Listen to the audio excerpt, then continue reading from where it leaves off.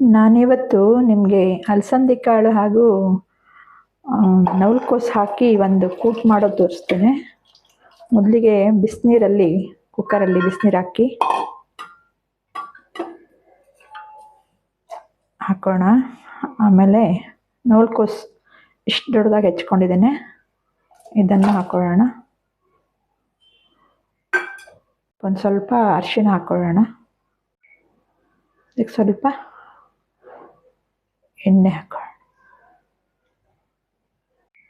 ಅಲಸಂದಿ ಕಾಳು ನಾವು ನಿನ್ನೆ ರಾತ್ರಿಯೇ ನೆನೆಸಿಟ್ಕೊಂಡಿದ್ದೆ. ನೆನೆಸಿಟ್ಕೋಬೇಕು ನೈಟಲ್ಲಿ, ಮಾರನೇ ದಿನ ಮಾಡಬೇಕಾದ್ರೆ ನೆನೆಸಿಟ್ಟು ಮಾಡಿಕೊಂಡ್ರೆ ಚೆನ್ನಾಗಿರ್ತದೆ. ಇದಕ್ಕೊಂದು ಸ್ವಲ್ಪ ಉಪ್ಪು ಹಾಕ್ಕೊಳ್ಳೋಣ. ಈಗ ಇದರಲ್ಲಿ ಲಿಡ್ ಮುಚ್ಚಿ ಒಂದೆರಡು ಸೀಟಿ ಕುಗ್ಸ್ಕೊಂಡ್ರೆ ಸಾಕು. ಈಗ ನಾವು ಇದಕ್ಕೆ ಒಂದು ಚಿಕ್ಕದಾಗಿ ಒಂದು ಮಸಾಲೆಯನ್ನು ರುಬ್ಕೊಳ್ಳೋಣ. ಅದಕ್ಕೆ ಬೇಕಾದ ಒಂದು ಗರಂ ಮಸಾಲೆ ಸಾಮಾನು ನಾನು ಹುರ್ಕೊಳ್ತೇನೆ.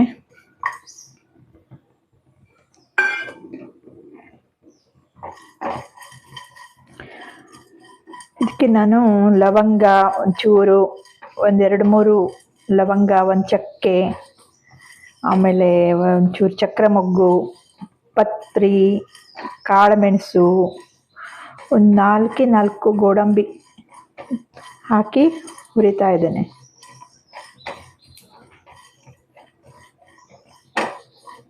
ಇದರೊಟ್ಟಿಗೆ ಎಳ್ಳು, ಆಮೇಲೆ ಬಡೆ ಸೋಂಪು, ಆಮೇಲೆ ಜೀರಿಗೆ ಎಲ್ಲನೂ ಸ್ವಲ್ಪ ಸ್ವಲ್ಪ ಹಾಕ್ಕೊಂಡು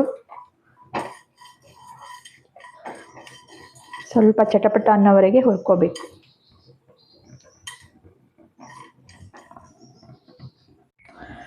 ಈಗ ಇದಕ್ಕೆ ಸ್ವಲ್ಪ ಎಣ್ಣೆ ಹಾಕ್ಕೊಂಡು ಈರುಳ್ಳಿ ಎಲ್ಲ ಹುರ್ಕೊಳ್ಳೋಣ.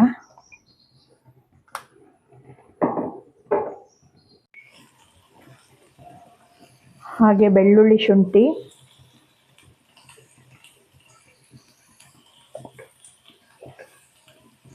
ಸ್ವಲ್ಪ ಟೊಮೆಟೊ,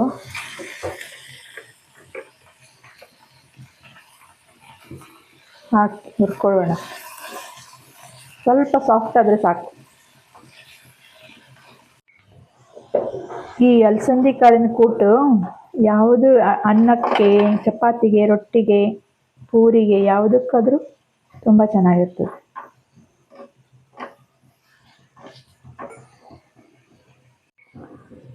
ಈಗ ಇದು ಸಾಫ್ಟಾಗಿದೆ. ಇದಕ್ಕೆ ನಾನು ಒಂದು ಕಪ್ಪಷ್ಟು ತೆಂಗಿನಕಾಯಿ ತುರಿ ಹಾಕ್ಕೊಳ್ತಾ ಇದ್ದೇನೆ.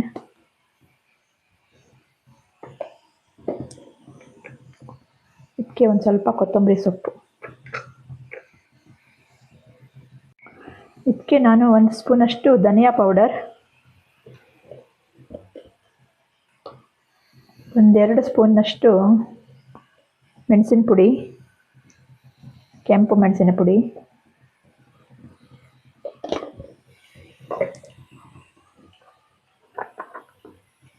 ಹಾಗೆ ಸ್ವಲ್ಪ ಅರಿಶಿಣ, ಆಮೇಲೆ ಹುರಿದಿಟ್ಕೊಂಡಿದ್ದ ಈ ಗರಂ ಮಸಾಲೆ ಎಲ್ಲ ಇದೆಯಲ್ಲ ಅದನ್ನು ಹಾಕ್ಕೊಂಡು ಮಿಕ್ಸ್ ಮಾಡ್ಕೊತೇನೆ.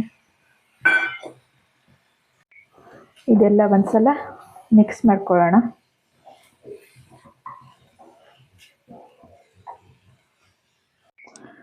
ಈಗ ಗ್ಯಾಸ್ ಆಫ್ ಮಾಡ್ಕೊಳ್ಳೋಣ.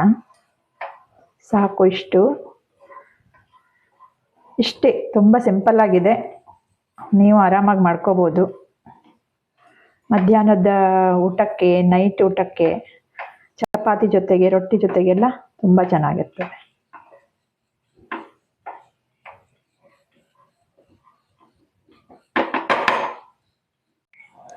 ಇದಕ್ಕೆ ನಾನು ಸ್ವಲ್ಪ ಕರಿಬೇವು ಸೊಪ್ಪು ಹಾಕ್ತೇನೆ. ಕರಿಬೇವು ಸೊಪ್ಪು ಹಾಕೋದ್ರಿಂದ ಒಳ್ಳೆ ಘಮ ಬರುತ್ತೆ, ಮತ್ತು ನಮ್ಮ ಕೂದಲಿನ ಆರೋಗ್ಯಕ್ಕೆ ಎಲ್ಲ ಒಳ್ಳೆಯದು. ಮಸಾಲೆಯಲ್ಲಿ ರುಬ್ಬಿ ಹೋಗಿಬಿಟ್ರೆ ಒಳ್ಳೆಯದಾಗ್ತದೆ.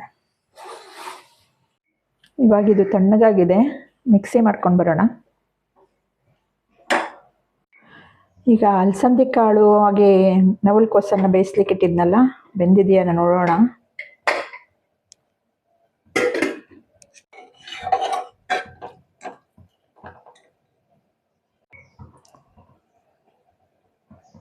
ಚೆನ್ನಾಗಿ ಬೆಂದಿದೆ.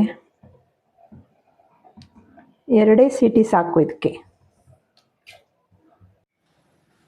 ಸ್ವಲ್ಪ ಎಣ್ಣೆ ಹಾಕೊಳ್ಳೋಣ.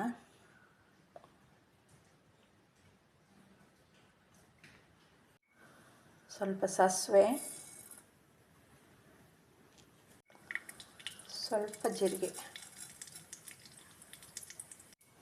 ಇದಕ್ಕೆ ಸ್ವಲ್ಪ ಕರಿಬೇವು. ನಾನು ರುಬ್ಲಿಕ್ಕೂ ಹಾಕಿದ್ದೇನೆ ಮಸಾಲೆಗೆ. ಈಗ ಸ್ವಲ್ಪ ಈರುಳ್ಳಿ, ಟೊಮೆಟೊ,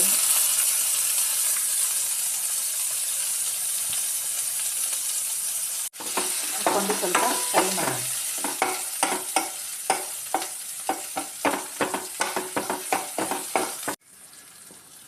ಇದಕ್ಕೆ ನಾನು ರುಬ್ಬಿಟ್ಟಂಥ ಮಸಾಲೆಯನ್ನು ಹಾಕ್ತಾಯಿದ್ದೀನಿ.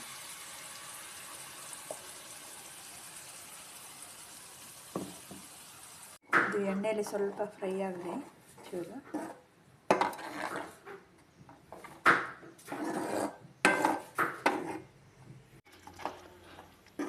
ಫ್ರೈ ಆಗ್ತಾ ಇದೆ ಇದು. ನಾನು ಮಸಾಲೆ ಎಲ್ಲ ಹುರಿದು ಹಾಕಿರೋದ್ರಿಂದ ಯಾವುದು ಹಸಿ ವಾಸನೆ ತೆಗಿಬೇಕಂತ ಇಲ್ಲ, ಜಸ್ಟ್ ಫ್ರೈ ಮಾಡಿದ್ರೆ ಸಾಕು. ನಾನು ಇದಕ್ಕೆ ಈಗ ಬೇಯಿಸಿರೋಂಥ ಅಲಸಂದೆ ಕಾಳು, ನವಿಲುಕೋಸನ್ನು ಹಾಕ್ತಾಯಿದ್ದೇನೆ. ಬೇಯಿಸುವಾಗ ಹಾಕಿದರೆ ನೀರಿದೆಯಲ್ಲ, ಅದನ್ನೇ ಇವಾಗ ಉಪಯೋಗಿಸ್ತಾ ಇದ್ದೇನೆ. ಥಿಕ್ನೆಸ್ ನೋಡಿಕೊಂಡು ನಮಗೆ ಎಷ್ಟು ಬೇಕೋ ಅಷ್ಟು ನೀರು ಹಾಕ್ಕೋಬೋದು. ಈಗ ನಮಗೆ ಇಷ್ಟು ಥಿಕ್ನೆಸ್ ಸಾಕು, ಆಮೇಲೆ ಅದು ಗಟ್ಟಿಯಾಗುತ್ತೆ ತಂಡ ಆದಮೇಲೆ. ಇವಾಗ ಉಪ್ಪು ನೋಡ್ಕೊಂಡು ಹಾಕ್ಕೊಳ್ಳೋಣ. ನಾನು ಕಾಳೆಲ್ಲ ಬೇಯಿಸುವಾಗ ಉಪ್ಪು ಹಾಕಿದ್ದೆ, ಅದಕ್ಕೆ ಒಂದು ಸಲ ನೋಡ್ಕೊಂಡ್ಬಿಟ್ಟು ಹಾಕಬೇಕು. ಇವಾಗ ನಾನು ಎಷ್ಟು ಹಾಕ್ಕೊಳ್ತೇನೆ.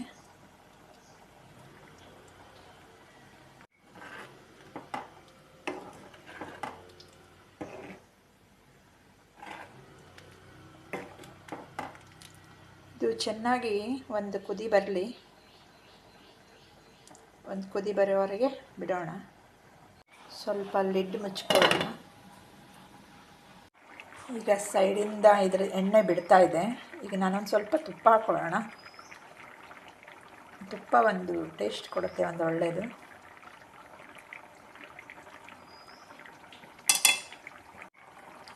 ಸ್ವಲ್ಪ ಕೊತ್ತಂಬರಿ ಸೊಪ್ಪು ಹಾಕೋಣ.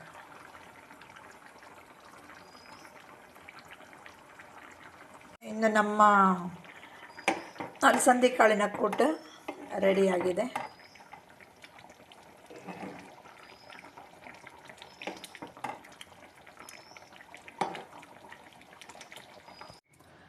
ನೋಡಿ ಎಷ್ಟು ಚೆನ್ನಾಗಿ ಬಂದಿದೆ. ಆರಾಮಾಗಿ ನೀವು ಮಾಡ್ಕೊಂಡು ತಿನ್ಬೋದು. ಯಾವುದೇ ರೊಟ್ಟಿ, ಚಪಾತಿ, ಪೂರಿ, ಅನ್ನಕ್ಕೂ ಕೂಡ ತುಂಬ ಚೆನ್ನಾಗಿರುತ್ತೆ. ಅನ್ನ ಗೀ ರೈಸ್ ಮಾಡಿಕೊಂಡ್ರೂ ಚೆನ್ನಾಗಿರುತ್ತೆ, ಗೀ ರೈಸ್ ಜೊತೆಗೂ ಚೆನ್ನಾಗಿರ್ತದೆ. ನೀವು ಮಾಡಿರಿ, ತಿಂದು ನೋಡಿ ಹೇಳಿ ನನಗೆ ಕಾಮೆಂಟ್ ಮಾಡಿ. ಕಾಮೆಂಟ್ ಬಾಕ್ಸಲ್ಲಿ ಕಾಮೆಂಟ್ ಮಾಡಿ, ಸಬ್ಸ್ಕ್ರೈಬ್ ಮಾಡಿ ಪ್ಲೀಸ್.